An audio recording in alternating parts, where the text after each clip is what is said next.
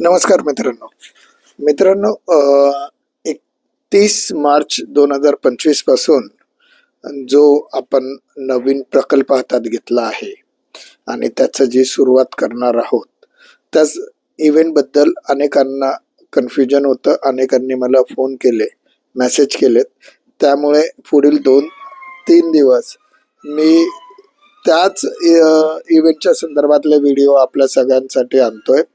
सगळ्यात पहिले लक्षात घ्या की कुठलंही झाड, कुठलंही रोपटं हे जर कुंडीमध्ये 1 वर्ष आपण त्याचं संगोपन केलं आणि नंतर जर ते जमिनीत लावलं तर ते झाड टिकतो असं एक संशोधन सांगतो।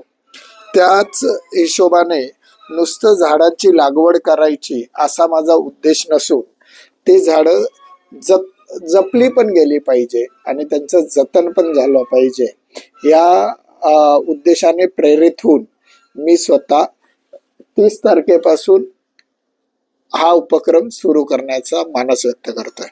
अनेकांनी विचारलं होतं की गुढीपाडवा आहे, मान्य आहे, परंतु उन्हाळा असताना अशा उन्हाळ्यामध्ये हे झाड का वाटप केलं जातंय?